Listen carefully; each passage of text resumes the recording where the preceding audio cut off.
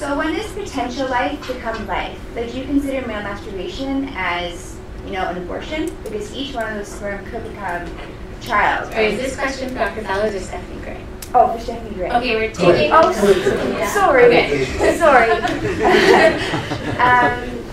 So at what point is, you know, does life start for you?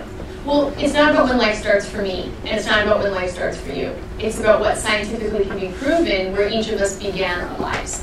And we know that it is at sperm egg fusion, which is the beginning of the process of fertilization. These sperm are human sperm as opposed to another species sperm. And they are alive, but they're not whole human beings. They're human parts. If we chopped off my hand... You can also scientifically argue that a one-day-old embryo isn't a human being.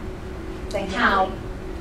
The same way you can argue that sperm isn't scientifically human being. But I went through, there is a substantive difference between the sperm cell and the zygote.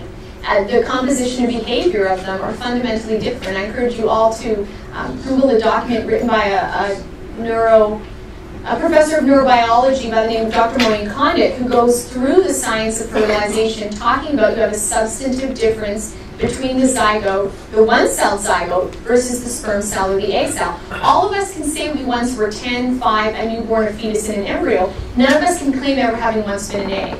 None of us can claim ever having once been a sperm. So the moment of sperm-egg fusion, each of us came into existence. What makes me different from you biologically and genetically was determined not at birth, not 2 months before birth, 2 weeks after fertilization, but we know scientifically was determined at fertilization.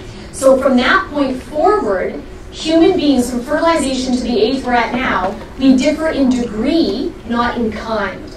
But compare us to a sperm, we differ in kind. A sperm is a part, whereas each of us is a whole being. We can all claim identity to a younger version of ourselves, beginning at sperm-egg fusion. That's the science. It's not my opinion.